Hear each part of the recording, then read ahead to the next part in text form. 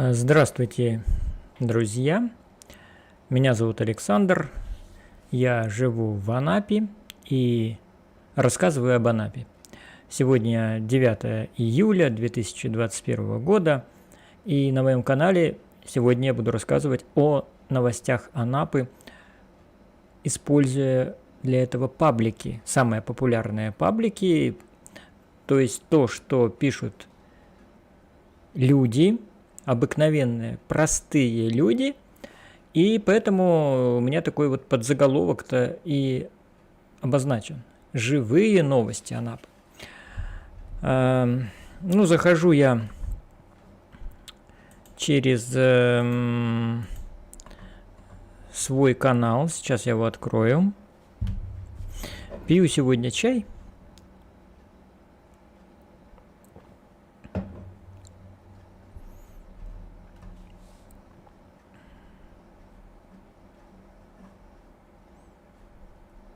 Сегодня у нас на обзоре видеорегистратор зеркала Fuji RC10.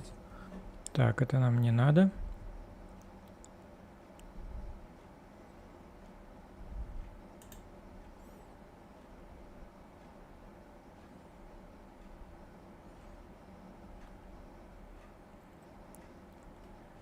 Сегодня я был, друзья мои, на рынке. Снял небольшой такой сюжетец в рубрике «Шорты Альбатроса», то, что я там купил. На улице жара, конечно, стоит. Вот, наконец-то открылся мой канал, и мы уже заходим в паблики. И первый паблик у меня будет «Подслушано в Анапе». Напоминаю, что я до этого новости никакие не смотрел, поэтому все, что я буду видеть, это впервые. То есть все эмоции, которые я буду испытывать, они бывают самые разные. Все это вот, опять слово паразит, вот надо избавляться. Отзыв о больнице Анапы от подписчицы Сеноритка. Так, город Анапа, улица Крымская, 24. Мой отзыв о приемном покое этой больницы. Прибыли мы туда в 15:30 на КТ. Но на двери было написано 30 минут кварцевания. Продождали 3 часа.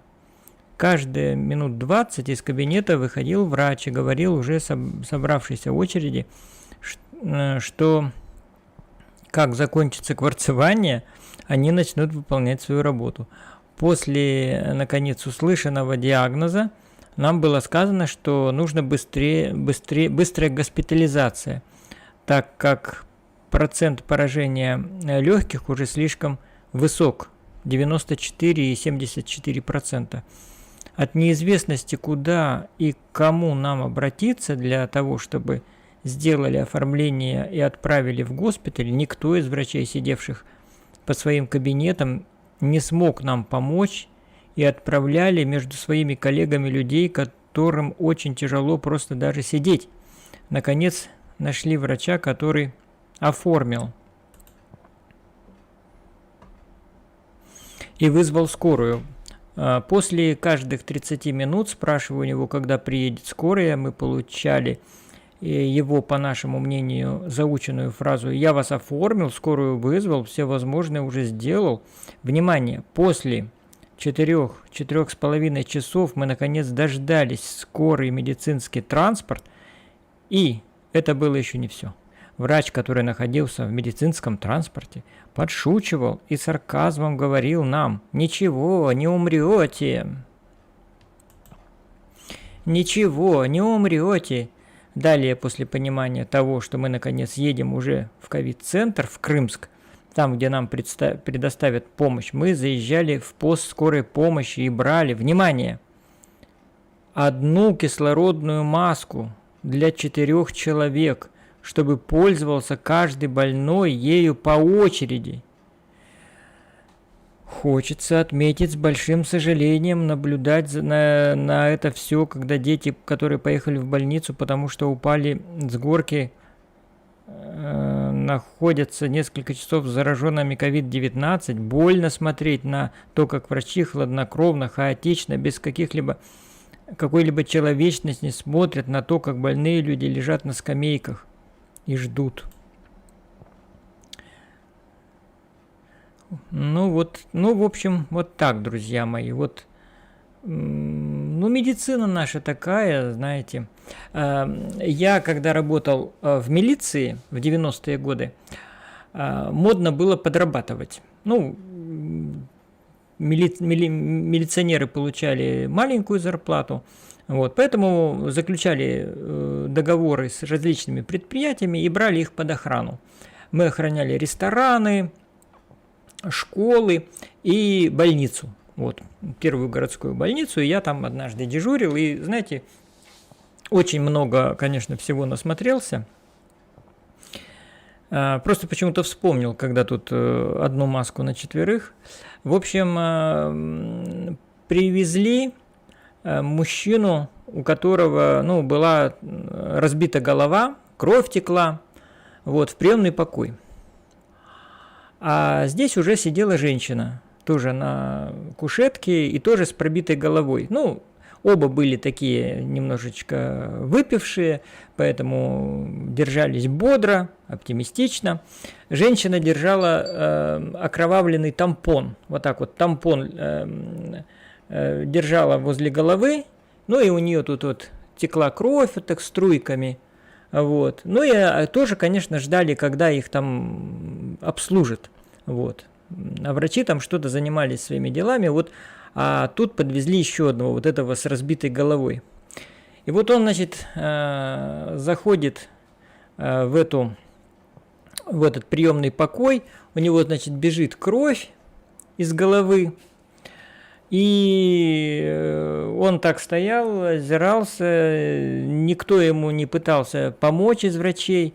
И он говорит: что такое? Ну, у меня кровь течет, но остановите мне кровь, ну перевяжите.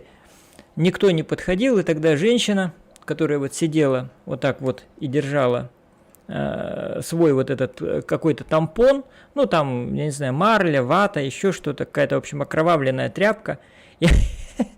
И она, видя беду вот этого человека, она берет этот свой тампон и говорит: держи, держи. Вот она, то есть, чтобы он взял и себе прикрыл вот это кровотечение. Вот, друзья мои, народ наш непобедим. То есть, я тогда, конечно, когда увидел эту сцену, думаю, да, вот все-таки русский народец наш. Куда можно обратиться?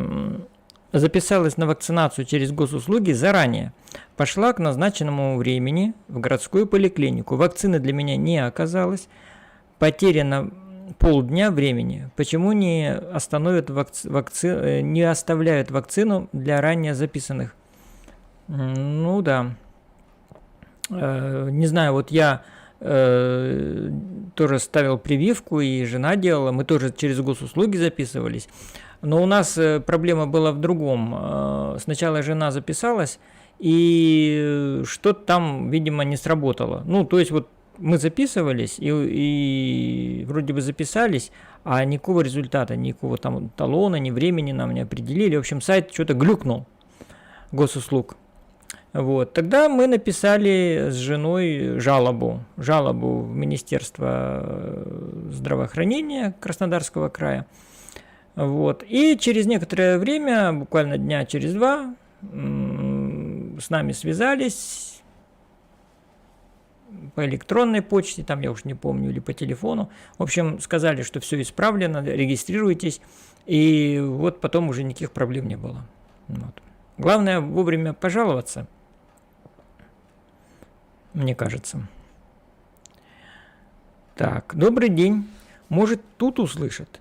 15 апреля этого года в доме 13 по улице Черноморская, в квартире 11 был пожар.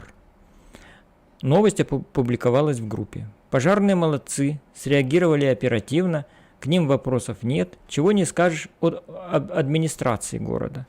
29 апреля жильцы дома направили главе администрации коллективное письмо с просьбой информировать работу муниципальных служб по ликвидации той свалки, которая находится в сгоревшей квартире. До сих пор никаких действий не предпринято. Ну, вот так вот. И здесь вот.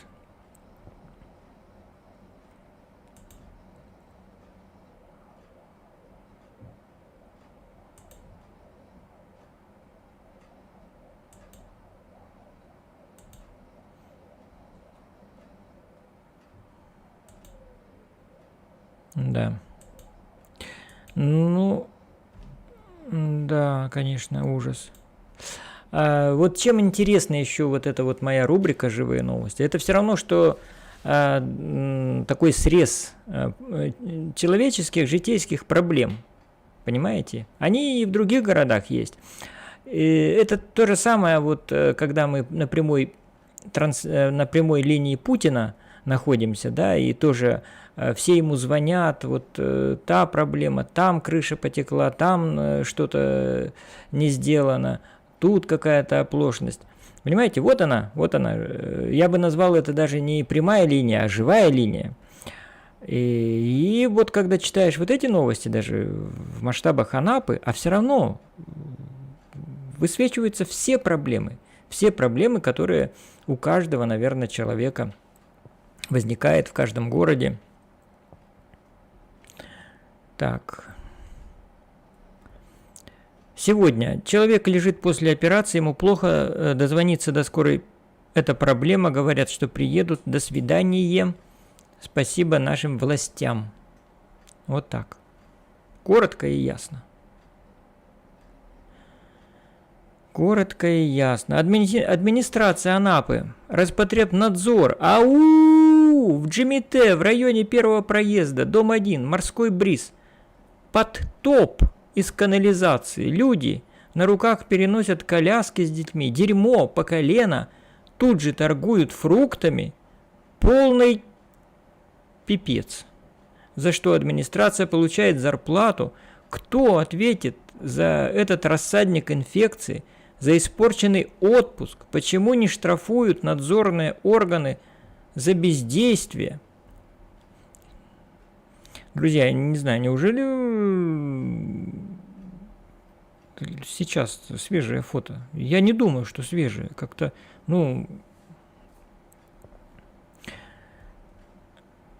Денверский. Поддерживаю. Полный беспредел. Уже 5-й день подряд люди обращаются во все инстанции. Администрация, почему вы бездействуете? Почему не откачиваете фекалии? Почему насосы не откачивают канализацию? Вы просто бессовестны. Как будто проблемы нет. Полный игнор. Позор. Уходите в отставку, раз не справляетесь. Одни прожекты и картинки на уме. А гумно откачать. Гуамно откачать даже не можете. Вот так вот. Не откачивают они гумно. Вчера отмечался День семьи, любви и верности. Своей историей любви поделились супруги Шрамовы из Джигинки. И в этом году они отметили 50 лет совместной жизни. Вот. Здорово. Ну вот на фоне таких вот страстей все-таки появляются какие-то хорошие новости. Выходила. Мы ехали в ЗАГС подавать заявление на мотоцикле. У них вот в настоящее время, для них это шок был. А мы ехали в то время веселые, счастливые, ехали на мотоцикле с радостью, с такой, с удовольствием. 71 год был. Вот так вот. На мотоцикле в ЗАГС. Здорово. Уже подготовлен проект нового генплана Анапы, а на сессии приняты изменения в правила землепользования и застройки. Согласно им, для земельных участков в зоне многоэтажной жилой застройки предельное количество этажей ограничено до 9, высотой не более 33 метров от земли. В 500-метровой зоне Черного моря запрещено новое строительство многоквартирных жилых домов, апарт-отелей и комплексов апартаментов. Вот, все запрещают. Все запретить не могут. Доброго вечера. Это вчера новость была, но у нас новости сутки. Я вчера в это время же делал, поэтому мы можем смело откатывать назад.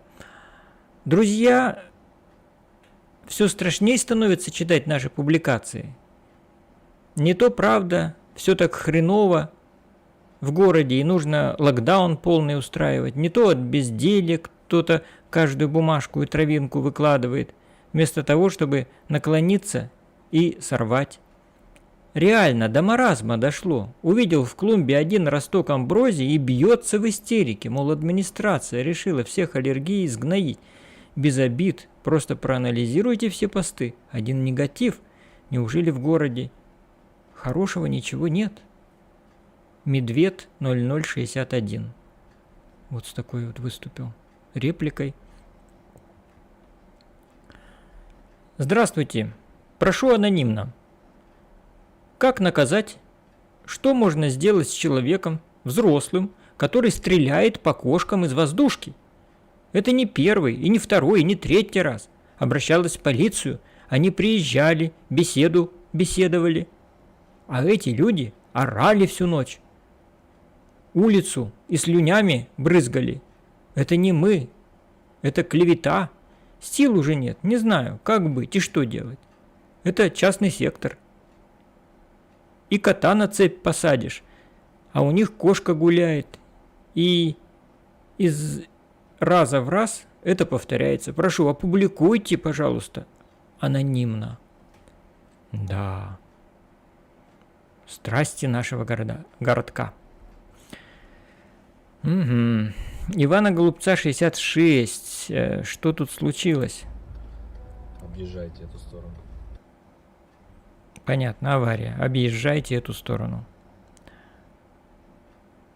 Мужика на велосипеде чуть не задавили.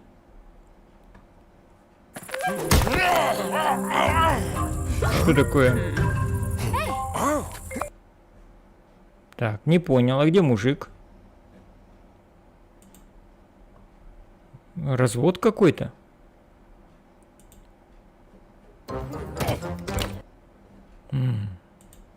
Нет, развод. Не вижу мужика. Пожар в парке на Уральских самоцветах.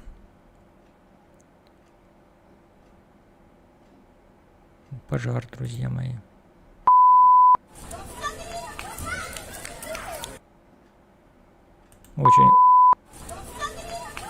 Очень коротко.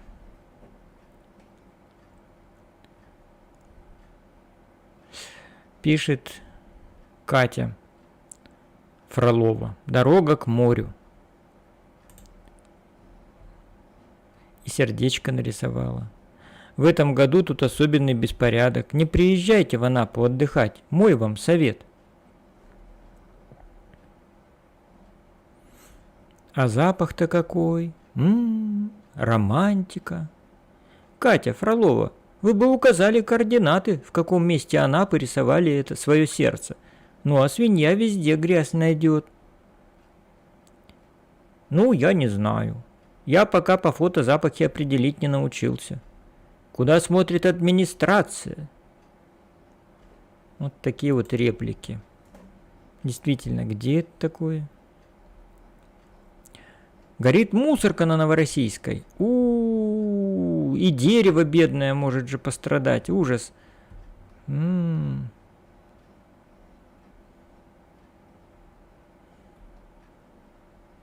Да. Обращаюсь к водителям маршруток, так сказать, к бандам. По номерам. Ребята, может вы уже разрешите и перестанете сопротивляться терминалам для оплаты проезда онлайн? Ну или покажите, что они у вас работают, они сломаны. Как часто вы отвечаете на вопрос, можно ли оплатить картой. Действительно, вот до того обнаглели водители маршруток, потому что вот эта вот организация вот это вот маршрутных такси, автобусов, это просто издевательство над городом. Автобусы тесные, маленькие, грязные внутри, водители хамовитые, разговаривают по телефону на ходу, теряют много времени на то, чтобы рассчитать пассажиров. Вот. Конечно, это все, это не сервис, это просто издевательство над нами. Потому что я тоже пассажир, я тоже езжу иногда.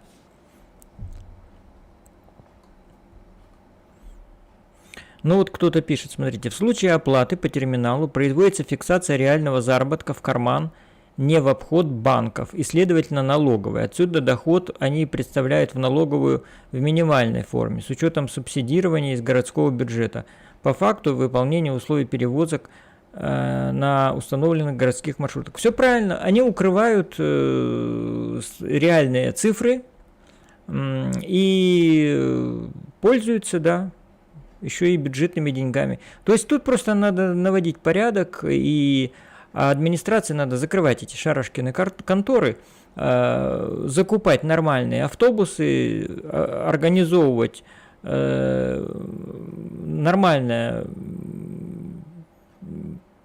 транспортно-пассажирское, значит, управление и предоставлять услуги, как это делается в других цивилизованных городах. Большие автобусы, низкопольные, чтобы инвалиды, чтобы мамочки с колясками могли ездить, чтобы рассчитываться можно было в терминалах. Вот, и все будет нормально. А маршрутки пусть перепродают куда-нибудь там.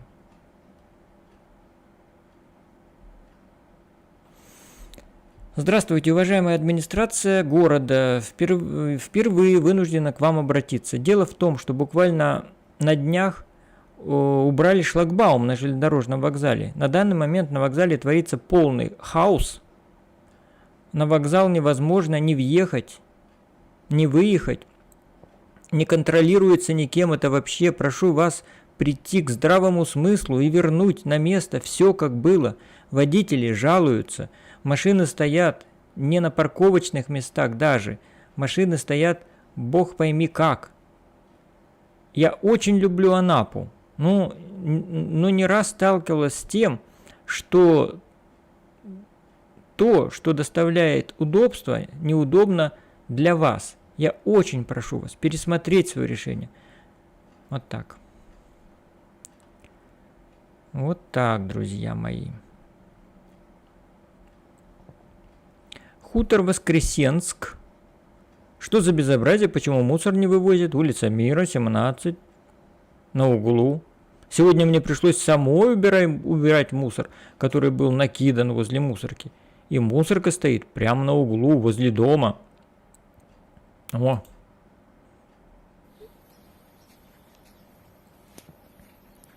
Вот что это такое, а? Что мусор не вывозят вовремя.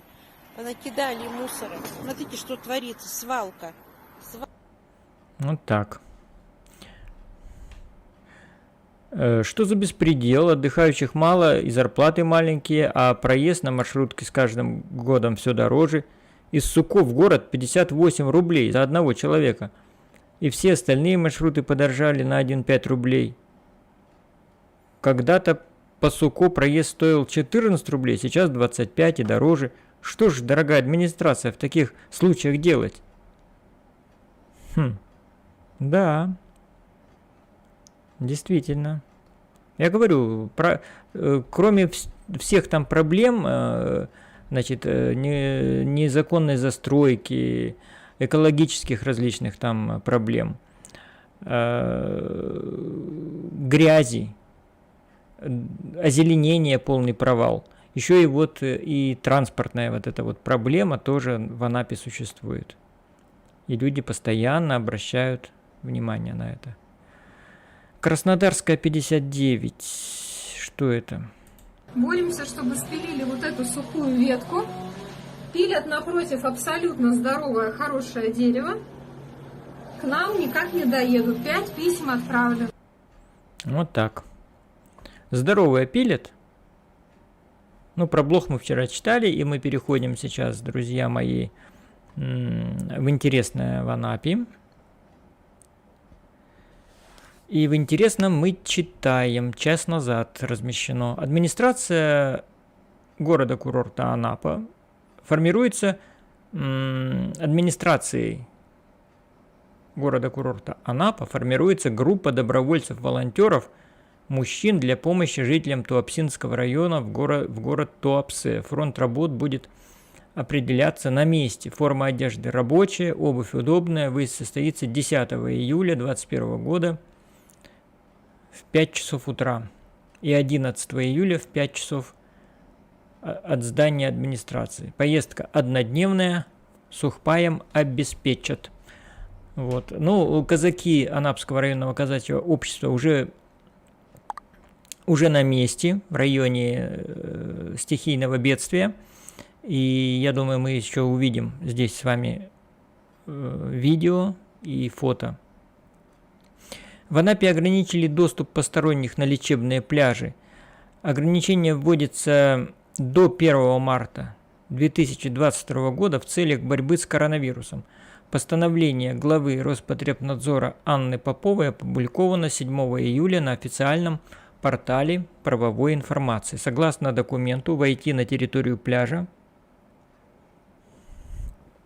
размещенного на участке берега природного или искусственного водоема, водостока, моря или его отдельной части, используемого санаторно-курортными организациями, смогут только на условиях самой здравницы, пишет ТАСС. Ну, в общем-то, в Анапе и так всегда было. Дело в том, что у нас для того и огораживают вот эти пляжи заборчиками, а иногда и вообще такими мощными заборами, ну, чтобы показать, что это территория вот какого-то отдельного отеля, учреждения, санатория. Вот. Другое дело, что те 20 метров от воды, они не могут быть огорожены. То есть они принадлежат всем. По водному кодексу доступ туда должен быть для всех граждан. Вот. То есть получается, что тут немножко как-то непонятно. Если если хотят людей, которые пользуются санаторием, ну, может быть, они там, понятно, что они со справками, они привитые, вот, они там у себя на территории, но они купаются-то в море, все равно в море купаются. А здесь перед водой, на этих 20 метрах, лежат люди отовсюду, вот. Поэтому, ну, если хотят разделить, непонятно как. Все равно все будут смешиваться и все друг на друга дышать. В общем, мне непонятно. Мне непонятно постановление главы Роспотребнадзора Анны Поповой. Непонятно, как они хотят это все соблюдать. В Анапе туристов развели на 2900 рублей за детское тату. Ну, это, друзья мои. Тату это стоит 2900. 2900? 2900. У меня чуть инфаркт не случился. Вы слышали это, да? Да, ну просто, да, рядом сидел и... Она аферистка. Она нам не озвучивала цены вообще. А вы заплатили за это деньги? Да. Заплатили? Да. Ну а вы зачем стали платить? Надо было А сказать, я что сказала. Ну, друзья мои, вот смотрите, вот эти вот те, кто делает тату, это полный развод. И вот этот тип мошенничества, он давно уже известен, и в Анапе он достаточно процветает активно. Вот. То есть зазывалы ищут клиентов, которые соглашаются сделать себе тату за, допустим, 300 рублей. Вот. Но они не говорят, что 300 рублей это за 1 квадратный сантиметр. Делают им тату, а потом берут линеечку, измеряют, а там вместо 1 квадратного сантиметра сколько? Допустим, 10 квадратных сантиметров. Вот тебе уже и 3000. Поэтому не попадайтесь на удочки, а я бы вот насчет милиции, вернее полиции, как бы задумался. Ну, это же давно уже известно, и ну пора разогнать эту Шарашкину контору, вот это все. Вот. Если человек выйдет с плакатом «Свободу Навальному», его сразу арестуют. Вот. Тут и сразу и Росгвардия, и из моря ФСОшники и ФСБшники выплывут в масках и в аквалангах. Вот. А так вот, когда людей грабят прямо на улице, вроде бы никому дела нет.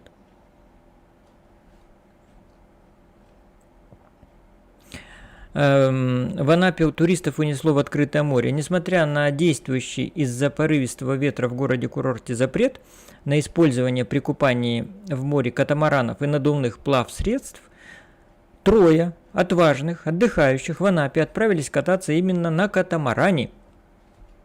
Сильный отжимной ветер не позволил им вернуться к берегу, и они обратились за помощью к спасателям. Хорошо, что имели такую возможность обратиться. Ну, в общем, все были спасены, и все хорошо. О, вот они.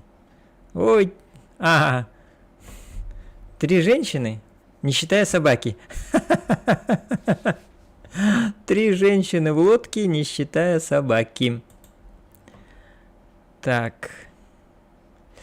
Вот так. На Джимите местные жители ежедневно борются с фекальными реками на своих улицах, платят свои собственные деньги и ассенизаторами выкачиваются, вывозятся на прогресс, практически вывозят. Но прогресс практически незаметен. Деньги, потраченные впустую, так как физику сообщающихся сосудов никто не отменял. Ежедневные звонки в водоканал и голос в трубке «Качаем». А ВОЗ и ныне там.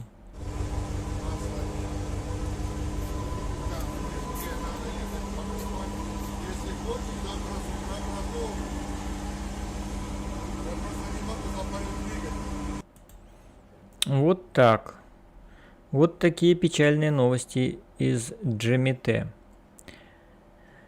Пляжи Витязева, нашествие Божьей коровки, кусучие. Смотрите, прямо как облепиха.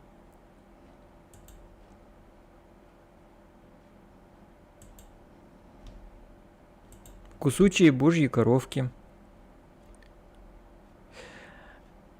Новый проект генплана Анапы вышел на финишную прямую. Мэр города Швец провел заседание общественного градсовета. Ключевым вопросом повестки стало обсуждение проекта генплана. Но об этом надо знакомиться отдельно, подробно. Вообще, конечно, генплан – это темный лес. В Анапе назначен новый начальник транспортной полиции. Полковник полиции Андрей Зайцев назначен на должность начальника Анапского линейного отдела МВД России на транспорте. В Рио начальника УТ МВД России на транспорте полковник внутренней службы Сергей Зыртов подписал соответствующий указ. Родился он в Саратове в 1972 году. Окончил Саратовский юрфакультет. Ну, в общем, биография туда-сюда. Вот. Ну, это транспорт. Это аэропорт, железная дорога. Вот. Вице-мэр Анапы Дмитрий Мариев прокомментировал ситуацию с озеленением города. Вице-мэр Анапы Дмитрий Мариев прокомментировал ситуацию с озеленением города. Дело в том, что подрядчик, выигравший в этом году конкурс на оказание услуг, оказался недобросовестным. С ним разбираются контролирующие органы, а порядок в городе наведут в ближайшее время. Зеленстрой проиграл на 5 очков в силу своих внутренних проволочек и не приложив ряд документации, которая была бы основополагающей для их победы. Вот. Тот подрядчик, который выиграл, называется ИП Бишкок, к сожалению, оказался недобросовестным.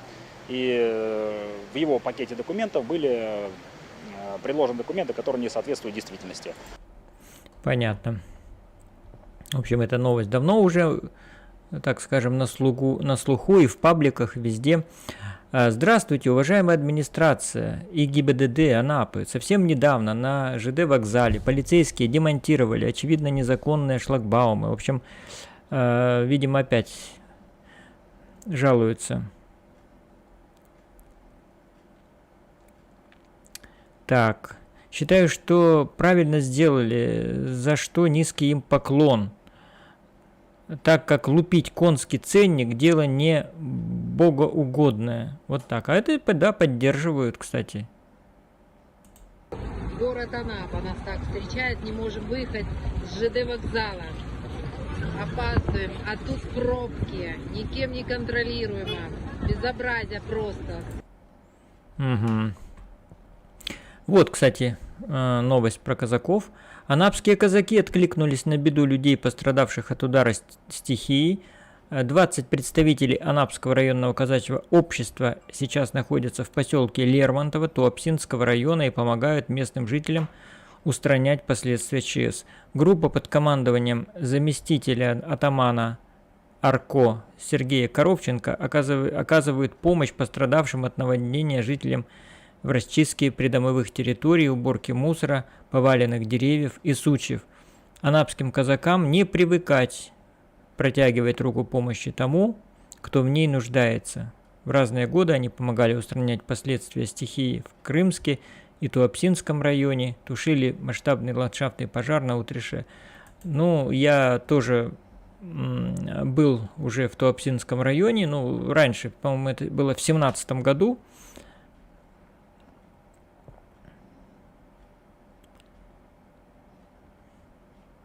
Да, видите, матрасы.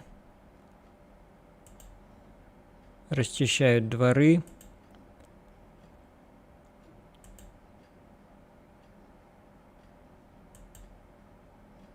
А вот они, последствия стихии. Видите, полностью тоже снесло все эти вот шалманчики. Да. Так, новая рубрика «Шедевры ответов от города-курорта Анапа». На протяжении нескольких месяцев город-курорт Анапа отвечала. Ну, это администрация, кстати, вот, открытая группа.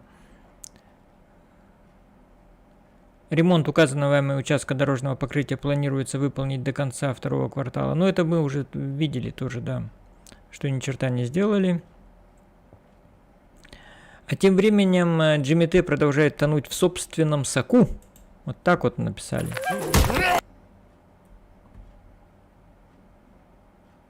Так, что такое? Какая-то реклама идет. И где собственный сок? Ладно, не будем.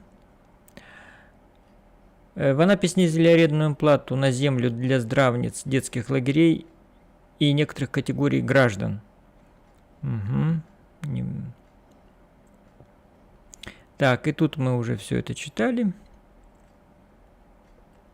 Про ограничения. Так, вот, как вчера отмечали праздник. Прочитаем. И на этом закончим этот паблик. В Анапе отмечают День семьи, любви и верности. Сегодня на Театральной площади развернулись сразу несколько интерактивных площадок. Для детей и их родителей организовали различные спортивные и интеллектуальные состязания, мастер-классы, викторины, работали фотозоны. На празднике также подвели итоги онлайн-фотоконкурса «Моя семья». Победителями стали сразу 3 семьи. Всем вручили подарки.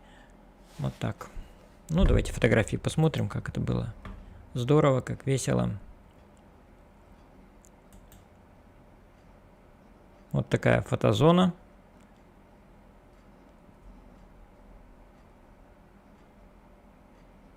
Простенько, но со вкусом, как говорится.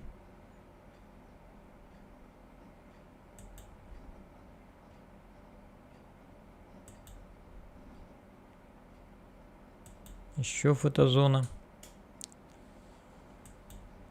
Вот они, смотрите, сейчас жара такая, на солнце. Ну, что за площадь? Раньше здесь такие деревья росли, хоть тень была. Все повырубили. Вот такую сковородку сделали. Вот тут деревья, вот KFC, и вот тут росли огромные-огромные платаны. Вот. И вот тут, в общем-то, где эти люди стоят, здесь вот была тень. Была тень, было вообще красиво. Взяли, спилили. Я об этом писал и снимал видео. Ну, вот так у нас как-то. Не берегут растения. Так, ну это мы вчера читали. Так, сейчас мы зайдем, друзья мои. Сейчас мы зайдем. А это я, кстати, вот видите. Я в форме подполковника УФСИН. Так, и теперь мы заходим в Facebook. А потом еще обзор новостей не закончен.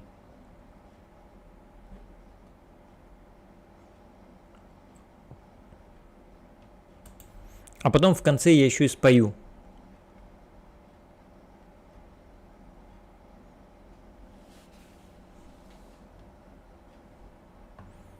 Так, Анапа болталка. Так, про волонтеров, которые в Туапсинский район должны выехать на ликвидацию последствий ЧС, мы уже знаем. Так, это мы тоже видели, это все мы видели, это вчера. Тут ничего не изменилось. Так, смотрим анапские новости.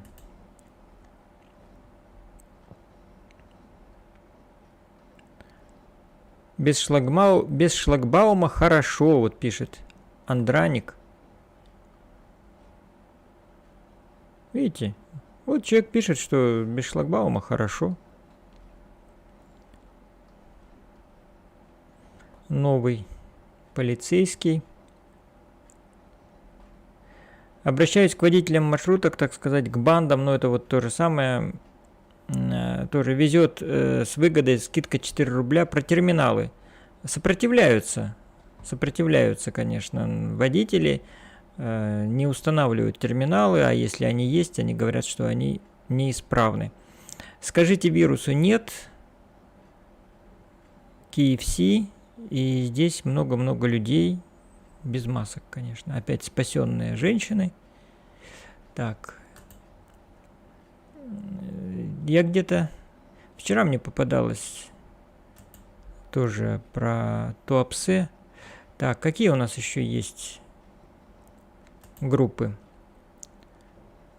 Так. Какие группы есть? Болталку мы читали. Анапа Тудей.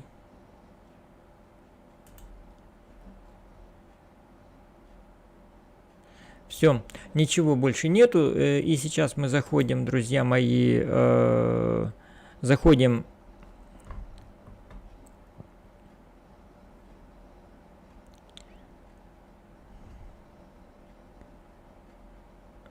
в блокнот Анапа.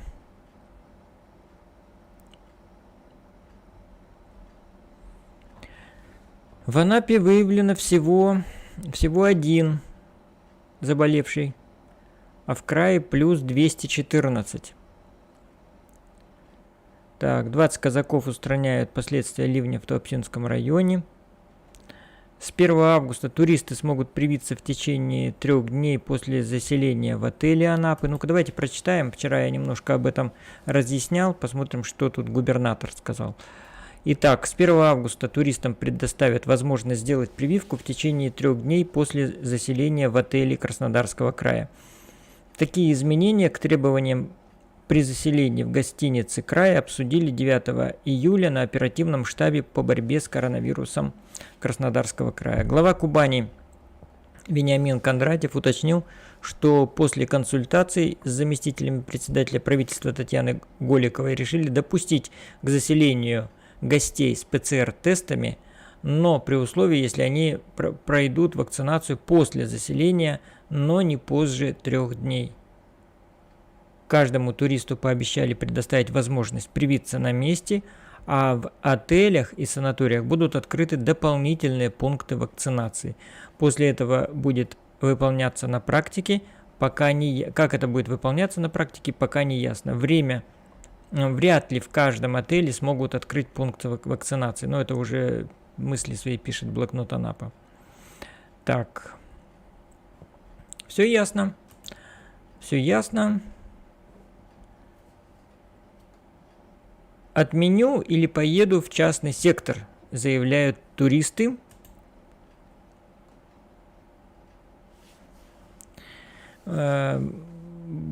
большая часть туристов или большая часть туристов собирается аннулировать брони в отеле или выберут частный сектор. Об этом заявили порталу Ассоциации туроператоров России.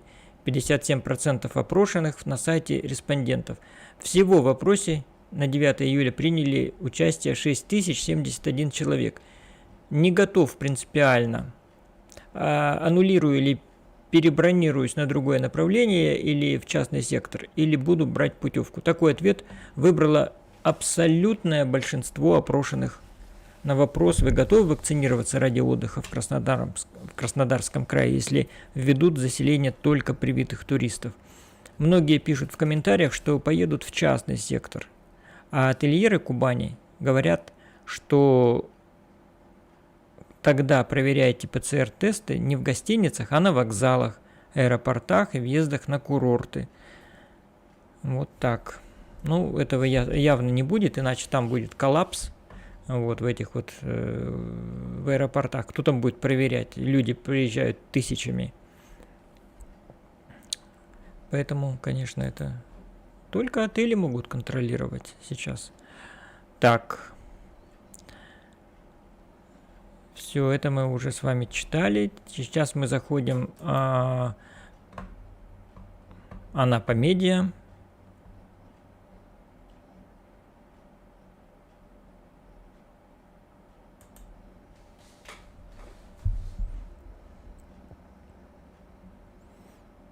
Все новости. В Анапе сгорела торговая точка. 26 минут назад, кстати, новость размещена. Вечером 8 июля диспетчеру Анапского пожарно-спасательного гарнизона поступило сообщение о горящей торговой палатке на Пионерском проспекте. На место направились подразделения. В 18:30 было установлено, что горит киоск, и огонь может перекинуться на соседнюю закусочную. Пламя быстро локализовали и потушили. Пострадавших нет. Молодцы. Пожарные. В аэропорту Анапы внедрили раздельный сбор мусора. Правильно, с чего-то надо начинать. Это очень хорошая новость. Итак, значит, в аэропортах Сочи, Краснодар и Анапа, входящих в группу компаний «Аэродинамика», с начала года реализуется программа раздельного сбора отходов на территории. Вот так. За 6 месяцев аэропортами собрано более 21 тонны пластика, металлических отходов и макулатуры. Вот так. Хорошая новость. В пригороде Анапы водитель без прав насмерть сбил пешехода. 1 час назад новость размещена. Трагедия произошла 8 июля около 22 часов 15 минут в районе хутора Воскресенский.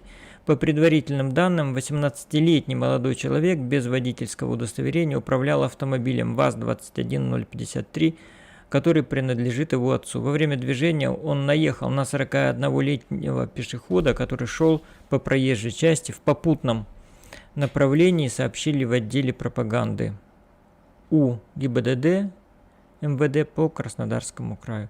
В результате ДТП мужчина погиб на месте. Значит, скорость была большая. Если бы скорость автомобиля была 30-40 км в час, то, а это ведь населенный пункт, наверное, да, в районе хутора Воскресенский, я не знаю, как там, в границах его или нет, вот, тогда у человека есть шанс выжить. Поэтому надо законодательно ограничивать скорость движения автомобилей до 30 км в час на всей территории Российской Федерации. Так, зачем я сюда зашел? Да я так, как-то так. Главный архитектор Анапы знает, как превратить курорт в город-сад. Ну, слава богу, что знает. И как же? Можно написать, что вопросы с озеленением Анапы будут решены уже в ближайшее время. Во-первых, мэрия города-курорта расторгла контракт с недобросовестным подрядчиком из Краснодара и привлекает местный Зеленстрой. Во-вторых, главный архитектор Анапы Карина Бронникова нашла специалиста с ученой степенью, которая даст ценные советы, как превратить заросшие травой и сорняками курорт в цветущий сад. Сегодня у нас в гостях была Светлана Анатольевна Литвинская, профессор, доктор биологических наук, автор многих научных трудов и книг. Мы пригласили ее консультировать по вопросам озеленения. Есть идея использовать в городе максимальное количество местных видов, и помощь специалиста по ботанике такого уровня бесценна. Вот когда обращаются к специалистам, это просто бальзам на сердце. Но когда, чиновники, мэры там и прочие должностные лица обращаются к своим родственникам, понимаете? Есть родственник, давайте устроим на должность озеленителя, давайте, потому что он же родственник, понимаете? А есть у него образование, нет у него образования, это никого не интересует. Поэтому я всегда очень радуюсь, когда на должности назначают или хотя бы привлекают в качестве советников, консультантов людей умных. А в Анапе, кстати, очень много здесь живет специалистов, потому что из Москвы едут, из Петербурга, из других крупных городов едут люди с учеными степенями, имеющие огромный опыт работы. Понимаете, но не прорвешься, потому что в эту чиновничью действительно банду тут трудно вообще внедриться-то нормальному человеку. Все-таки какие-то такие единичные случаи есть, и дай бог, чтобы эта женщина, Светлана Анатольевна, действительно помогла нашему многострадальному, заросшему сорняками, амброзией и чертополохом городу стать действительно городом-садом. Анапу атаковали полчища божьих коровок, мы уже прочитали. Власти Анапы назвали виновных в кучах мусора на курорте. Интересно, конечно, такие заголовки, когда власти кого-то только называют, а сами ни при чем. На очередном заседании оперативного штаба по проведению курортного сезона 2021 в Анапе обсудили меры повышения безопасности отдыхающих на пляже, уборку мусора, эпидобстановку и темпы вакцинации. Провел заседание мэр. Так, где там суть-то? Руководитель муниципального центра управления Евгений Юшков рассказал, что с начала июля резко выросло количество жалоб отдыхающих на мусор вблизи пляжей и на проходах к морю. Как правило, его оставляют нелегальные торговцы, а собственники гостевых домов, которые обязаны содержать в порядке прилегающих территорий, не торопятся проводить саночистку. И они, собственники, что ж они должны-то? Я на их стороне. А кто там торгует, что за торговцы? Понимаете? Понятно, что этих всех торговцев и надо проверять. Я сам здесь иногда хожу на фермерский рынок. Они стоят там, коробки свои раскладут, ящики всякие, торгуют. А потом уезжают, все погрузили там в машину, а мусор здесь остался. На следующий день опять приезжают, в этом же месте торгуют, а куча мусора растет. На каком основании они там торгуют? Если ты торгуешь там нелегально, ты хоть мусор за собой убери. Зачем так наглеть-то? Правильно же? Если вышел с плакатом «Свободу Навальному», тебя сразу там и полиция приедет, и Росгвардия с автоматами, и из-за заборов там, и из канализационных люков ФСОшники там с ФСБшниками вылезут, тебя сразу скрутят, арестуют и доставят куда. А так выйти торговать, а потом мусор оставить, никому дела нет. Это неправильно.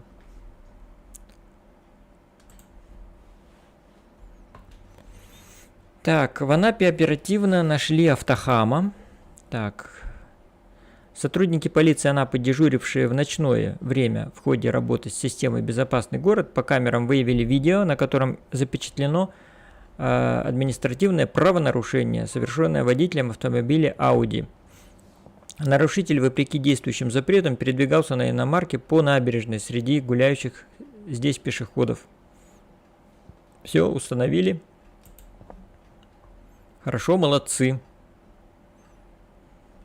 То есть люди действительно работали. Не фильмы там смотрели, не на порно-сайтах были, а именно смотрели мониторы по системе вот «Безопасный город». Поэтому они вот увидели. Очень хорошо, молодцы. Примировать.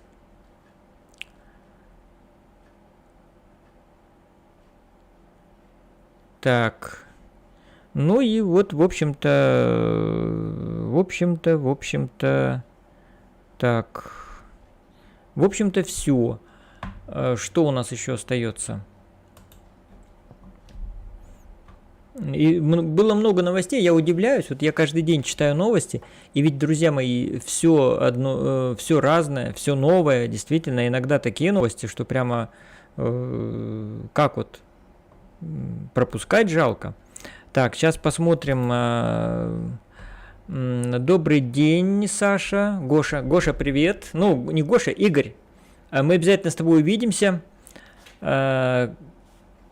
Карамелька Маша, здравствуй. Очень приятно. Игровой канал «Темный экран». Что значит темный экран? Я не понял, почему темный экран. Разве темный экран, друзья мои?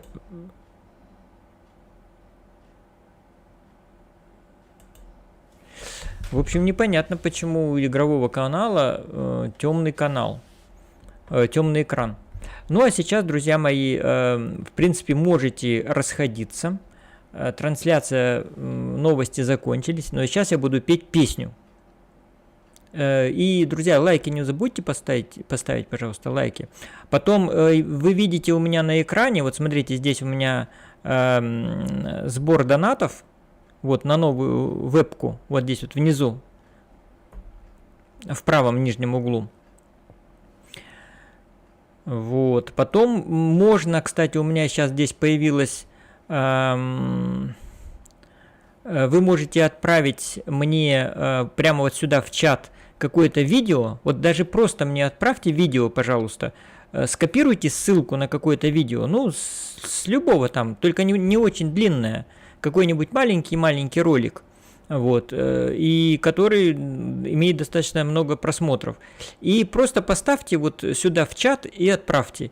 И он должен автоматически здесь пойти. Ну вот попробуйте. Это я так вам сейчас сказал. Вот. Ну а сейчас я буду петь песню. Споемте, друзья.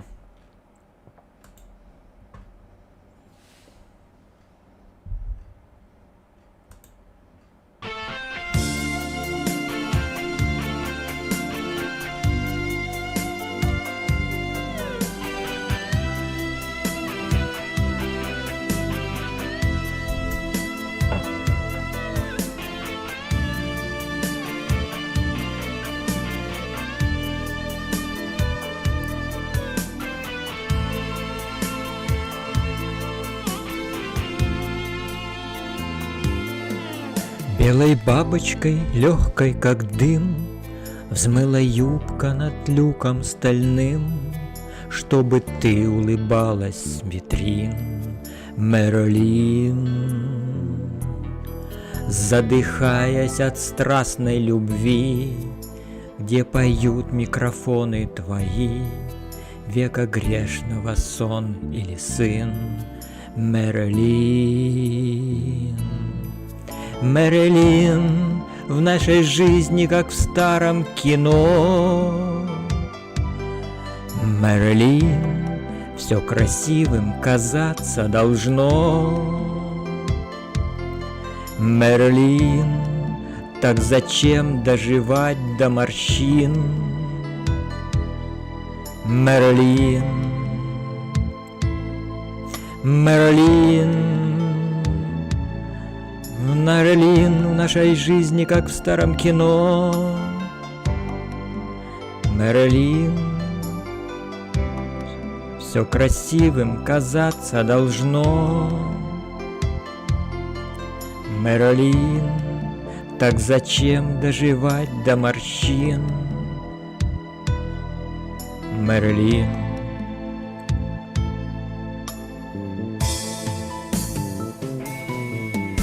задыхаясь от страстной любви.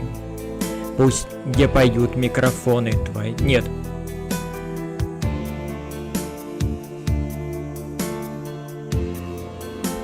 Так. Стоп.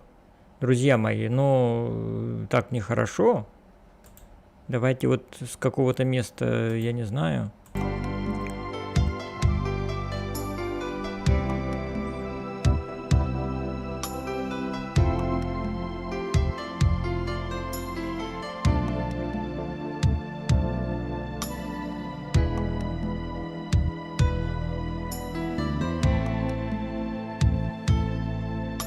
Мэрилин, ты давно поняла, серый мир не окрасит игла, плачет мутной слезой героин Мэрилин. Но когда до вспухания вен мы смеемся с экранов и сцен этой радостной легкости вин, Мэрилин, Мэрилин, в нашей жизни, как в старом кино. Мэрилин, все красивым казаться должно. Мэрилин, так зачем доживать до морщин? Мэрилин.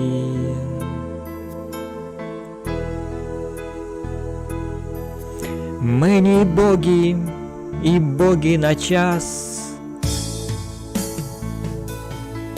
Мы боги и боги на час. Мы короче, чем сказки про нас. Сотни лет нам смеяться с витрин, Мэрилин.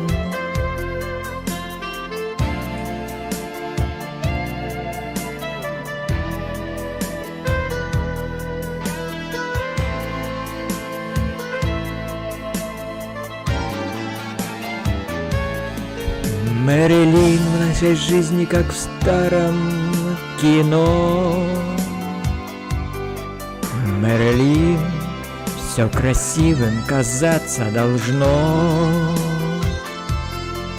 Мэрилин, так зачем доживать до морщин?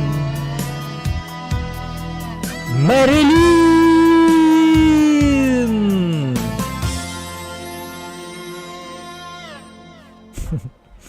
Но, друзья, прошу прощения, песня сложная, она особенно в конце, тут непонятно, как вот надо вступать вот с этим вот, где мы богини и боги на час. И знаете, вот, видимо, такую трудность не только я один испытываю, вот, но испытывает и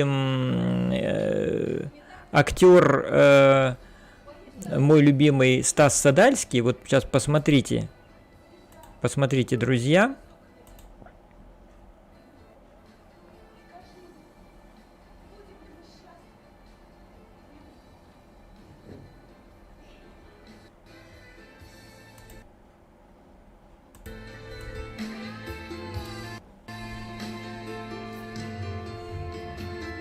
Белой бабочкой, легкой как дым, взмыла юбка над люком стальным, чтобы ты улыбалась цветы, Мэрилин. Задыхаясь от страстной любви, пусть поют микрофоны твои, века грешного сонный сын, Мэрилин.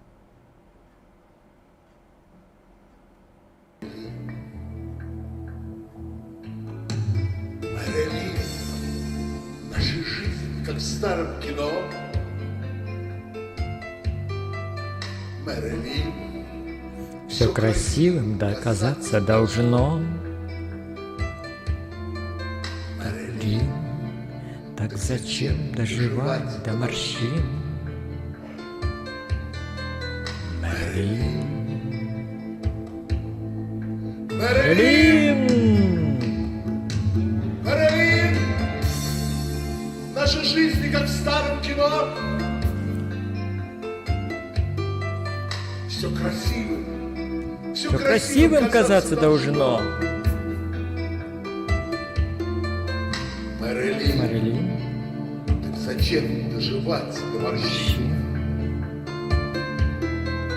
Мэрилин.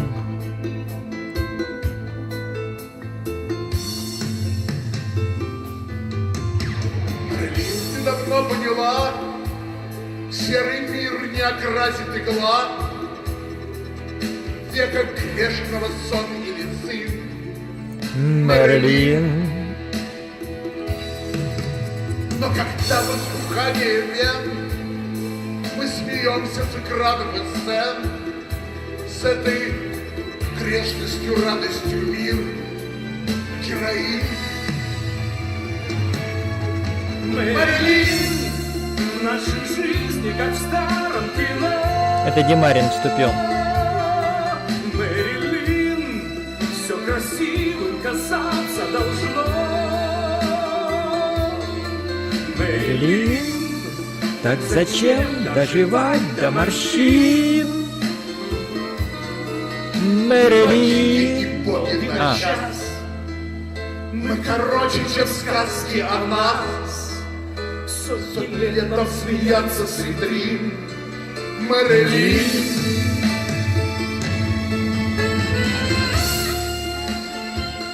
Удивительная актриса. Анна Маняги слова сказала. Я не стесняюсь своих морщин. Да. Ну, вот так, друзья мои. Ну, я смотрю, 4 человека, никто не разошелся. Вот. Давайте еще тогда раз попробуем. Кстати, можете расходиться, потому что мне на ухо, если кому-то медведь на ухо наступил, то по моему уху он хорошо потоптался. Поэтому давайте еще раз.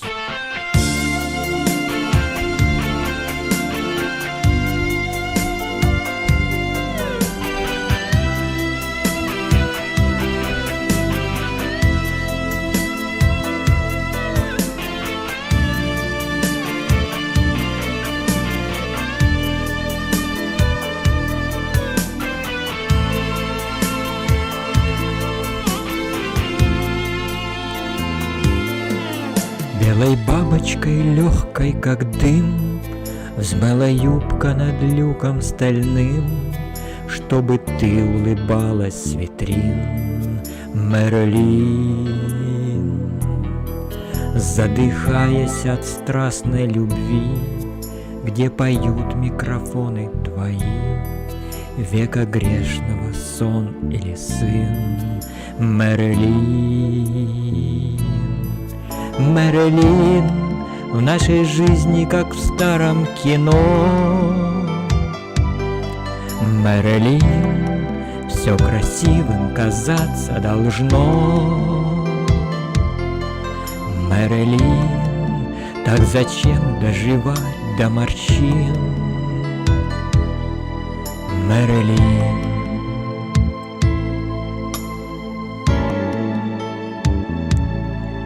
Мэрилин, в нашей жизни, как в старом кино.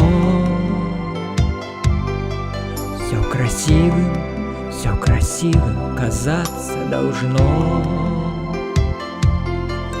Мэрилин, так зачем доживать до морщин? Мэрилин.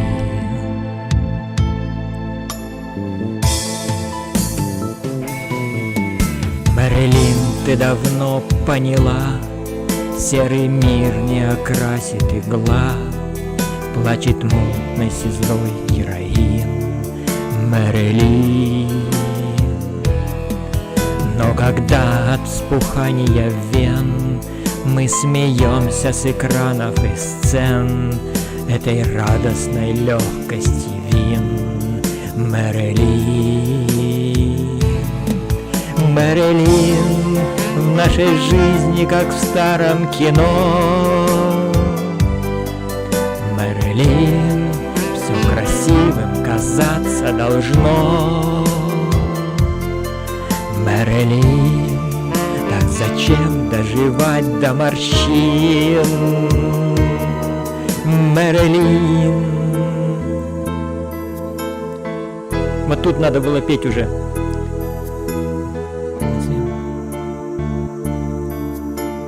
Вот тут надо было вот этот куплет петь.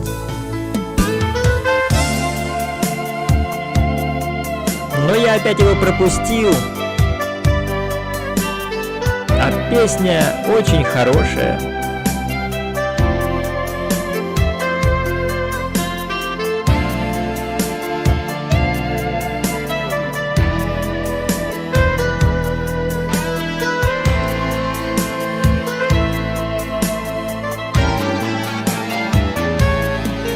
Мэрилин нашей жизни, как в старом кино. Мэрилин, все красиво казаться должно. Мэрилин, так зачем доживать до морщин? Мэрилин!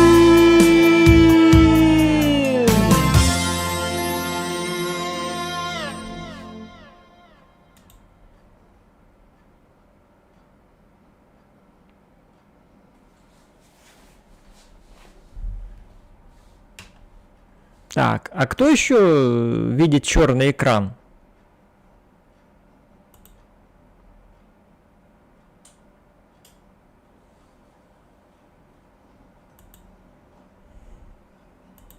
Друзья мои, напишите, вот 4 человека.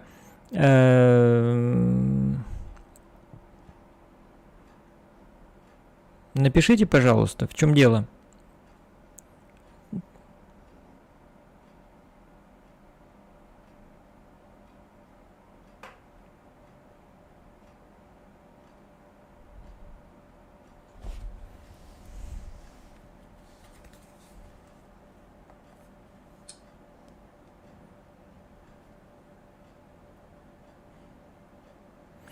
Сейчас я проверю, зайду.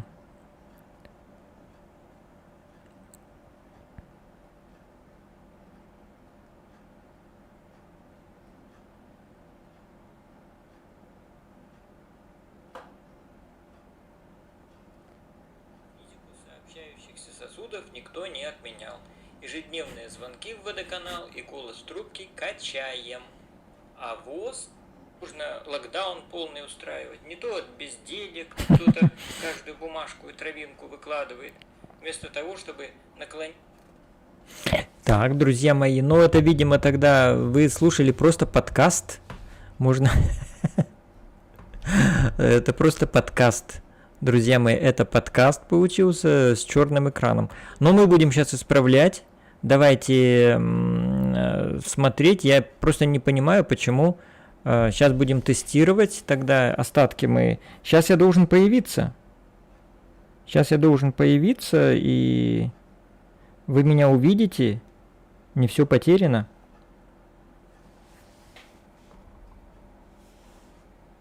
Сейчас, друзья мои, сейчас. Мне, видите, тогда нельзя сейчас вообще даже на секунду замолкать.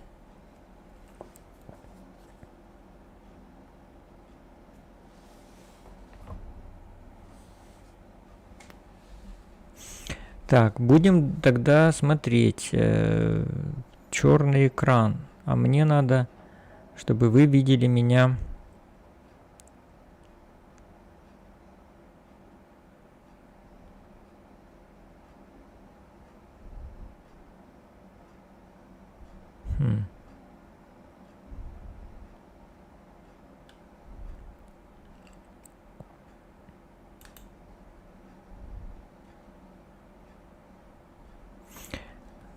Друзья мои, 6 зрителей на сайте, я даже вообще не представляю, как можно смотреть черный экран. Друзья, напишите в чате, чат-то я читаю. А я сейчас буду пытаться захватить экран, чтобы все было окей. И когда вы увидите меня, обязательно тоже напишите. Потому что я сегодня экспериментировал с настройками, и, видимо, что-то вот не получилось.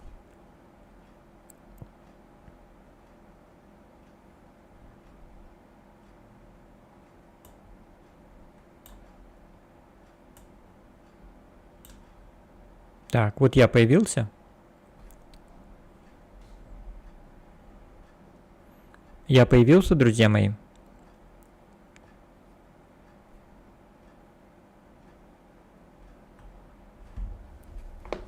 Так, пишите, экран черный. Не пишите. Я все читаю. Всем зрителей на канале, и это замечательно. Это замечательно, друзья мои, что вы не расходитесь, и мы сейчас будем исправлять это. Почему меня не видно? Почему меня не видно? Я вообще даже не понимаю. Сейчас еще раз буду делать. Сейчас. Так. Захват экрана. Добавить источник. Угу.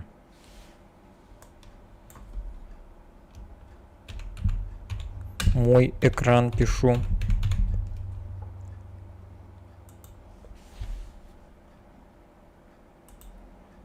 Ну как, видно или нет?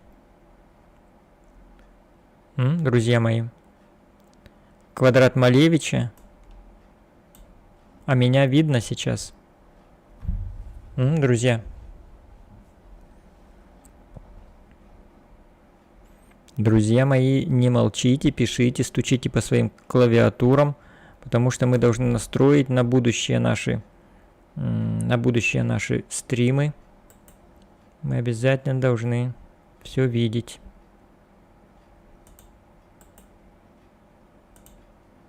А я целый час тут говорил, новости читал, показывал. Все. Друзья мои. Так, пишите, видно что-нибудь или нет?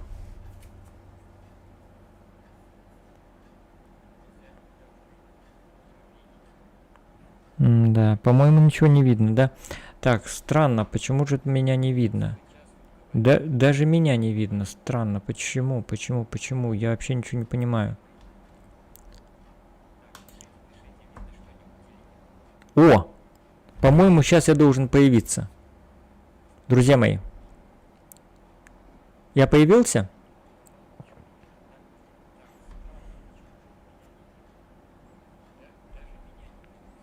Друзья мои. Игорь, я появился или нет? Появился. Все, я появился. Все, я появился. И я появился наконец-то. Всем привет, друзья. Здравствуйте. Ну, вот такое, конечно, да, бывает, но редко.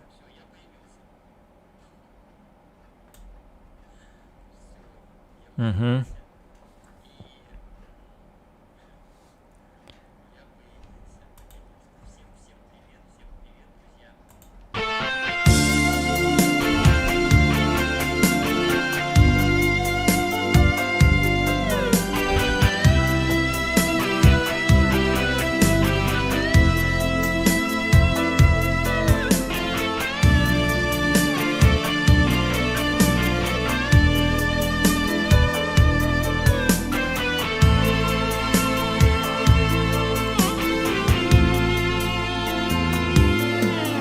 Белой бабочкой легкой, как дым, взмыла юбка над люком стальным, чтобы ты улыбалась с витрин, Мэрилин.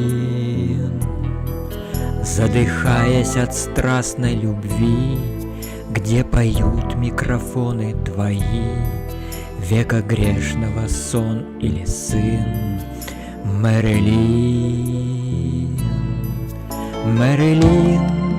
в нашей жизни, как в старом кино. Мэрилин, все красивым казаться должно. Мэрилин, так зачем доживать до морщин?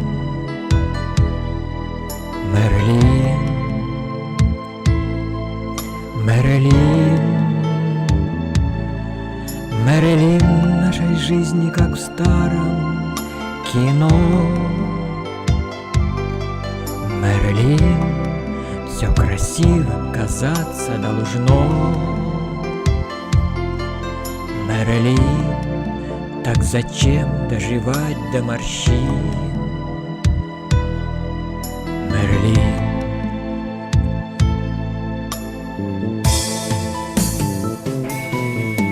Мэрилин, ты давно поняла, серый мир не окрасит игла, плачет мутной слезой героин.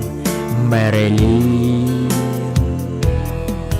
Но когда до вспухания вен мы смеемся с экранов и сцен этой радостной легкости вин, Мэрилин. Мэрилин, в нашей жизни, как в старом кино. Мэрилин, все красивым казаться должно. Мэрилин, так зачем доживать до морщин? Мэрилин.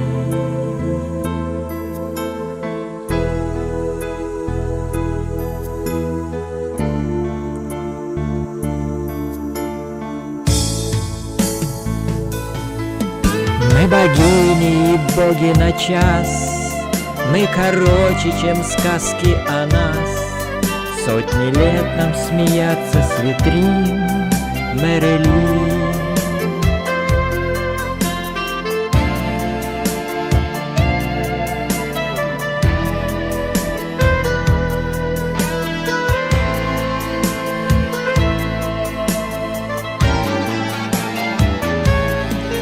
Мэрилин, в нашей жизни, как в старом кино.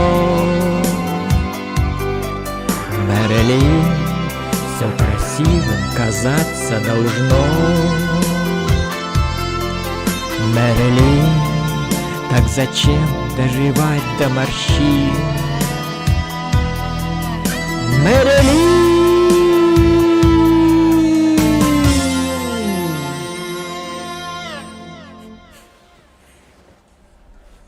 Ну вот, друзья, под финал я вам спел. Да. Да, слух есть, голоса нет, пишет. Друзья, ну, конечно, я очень сожалею, что я тут много говорил, много часов, ну, но меня было не слышно. Вот. И я еще хотел вывести на мой экран некоторые такие штучки. Вот я сейчас попробую, знаете, что сделать? Сейчас вот я попробую. Я попробовал вывести, значит, донаты. И вот размещение медиа. Вот сейчас я сделаю тестовое размещение, посмотрим, сработает оно. То есть вы можете тоже отправлять свои видео, и они будут здесь у меня публиковаться. И вот это я экспериментирую с моей студией, вот, поэтому так вот слишком строго не судите. Слишком строго не судите. Я думаю, в будущем наши стримы будут очень веселыми, интересными, содержательными. Вы будете принимать активнейшее участие в том, что происходит у меня здесь на моем стриме. Будете, значит, кстати, уже можно сбрасывать донаты. Я установил, знаете, даже чтобы у нас веселее все проходило, можно отправлять рубль, 10 рублей, 25 и 50. И вот сейчас, если кто-то из вас сможет отправить, вы увидите, что на экране появятся такие вот эффекты интересные. Так что вот попробуйте, будет интересно. Вот прямо сейчас кто-нибудь рубль задонатьте, рубль. Так. А я пока сейчас, значит, настраиваю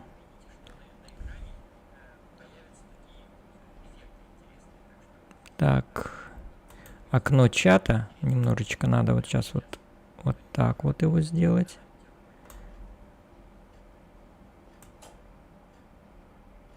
Угу.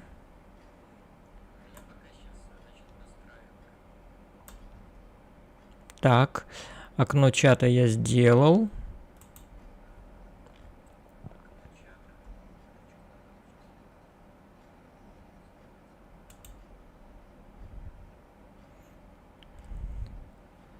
Так.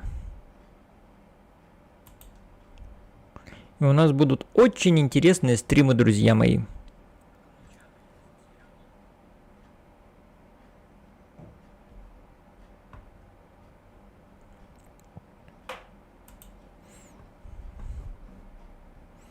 Ну, а новости Анапы, да, ну, сегодня вот они не удались. Конечно, было много интересного, но я удалять не буду, будет как подкаст, как радио. Правда, черный квадрат Малевича будете смотреть, но что поделать. Вот, друзья мои. Сейчас я вам спою еще одну песню на английском языке. Так. Сейчас, друзья мои, спою вам. Все равно, раз уж никто почти меня не смотрит, я ради эксперимента.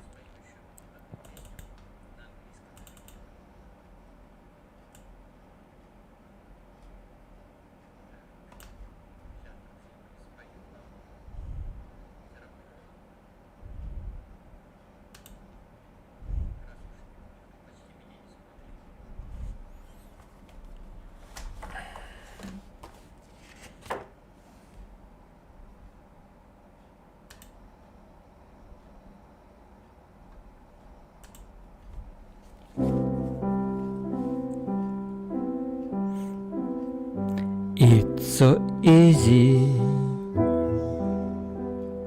you're alone,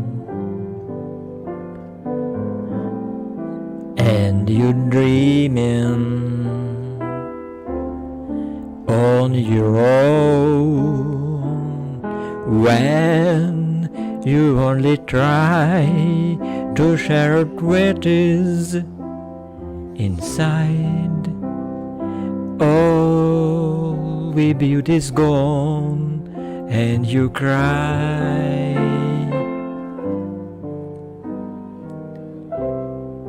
It's so easy,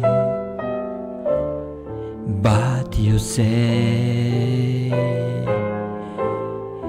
can I do it anyway? So fly, take on fly, leaving all rings behind. Spend your wink and smile at the cry sky. It's so easy.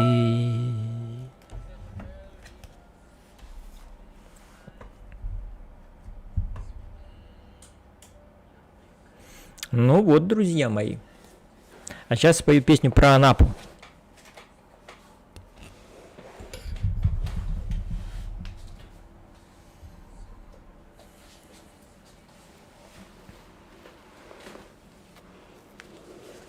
Музыка Игоря Звалинского. Слова Александра Полуполтинных.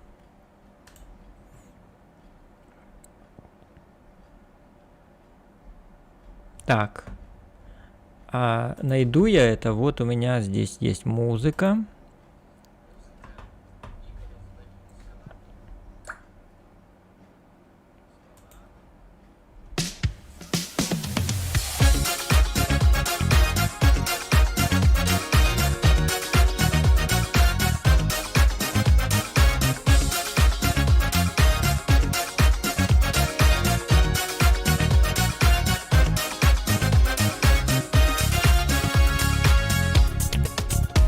В В Анапу, в Анапу слетается к морю народ.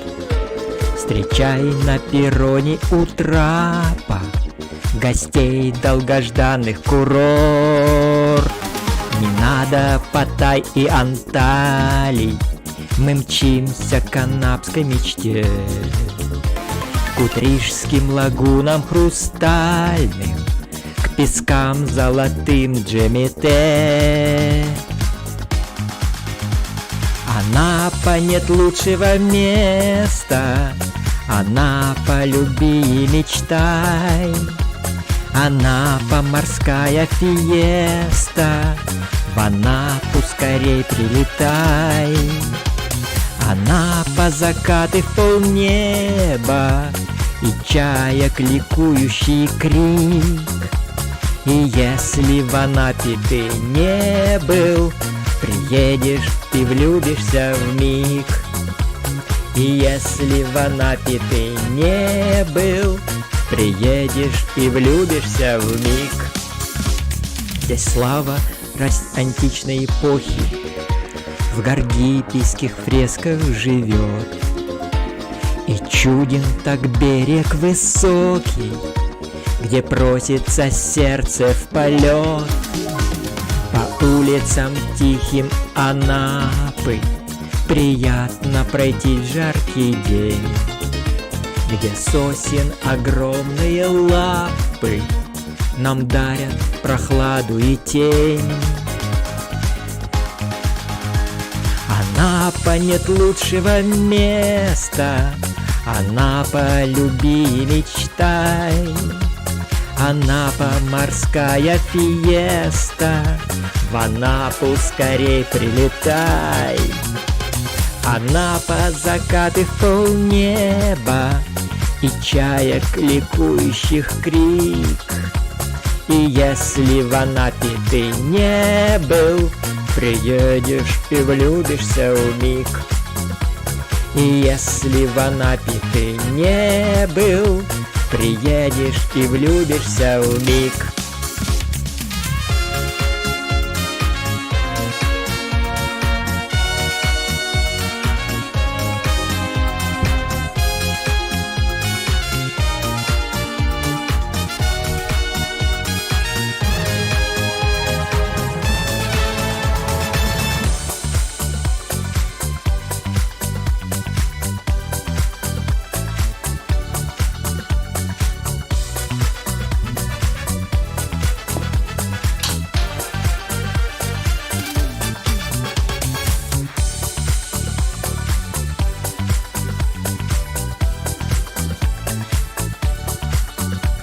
И если в Анапе ты не был, приедешь и влюбишься вмиг. И если в Анапе ты не был, приедешь и влюбишься вмиг.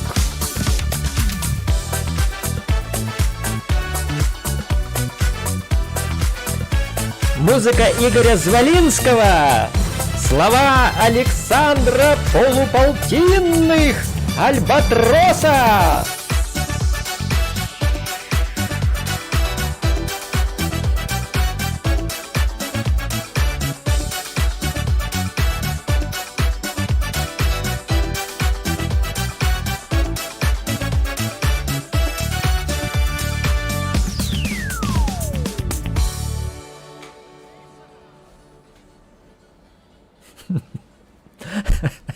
Вот так вот. Хотите быть в курсе главных музыкальных трендов и первым открывать новых звезд ВКонтакте? Ищите чарт ваших музыкальных рекомендаций и узнайте, что слушают ВКонтакте прямо сейчас. Вот так. Вот так, друзья мои. Вот так. Пошалили немножечко. Сегодня трансляция не очень так удалась, конечно, но, тем не менее, благодаря вам и вашему вниманию 5 человек на моем канале. И, друзья, попробуйте мне сейчас вот прямо задонатить 1 рубль, вот, и увидите, что будет на экране. Ну, во-первых, надо просто протестировать. вот, протестировать. В описании вы найдете, значит, вот это вот, как оно называется-то, донат, ну, вот это тот сайт, вот сейчас его открою, вот, это как бы сайт такой рабочий, он называется донат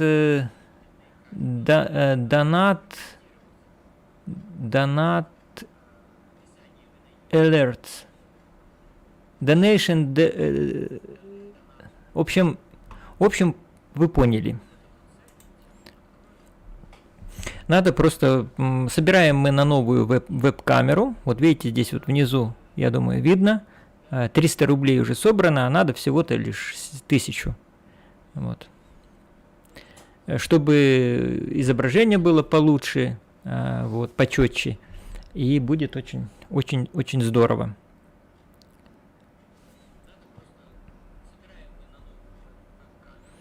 Ну все, вроде бы никаких больше вопросов от вас не поступает, и на этом, друзья мои, разрешите сказать вам до следующих встреч. Пока. Пока. Пока-пока.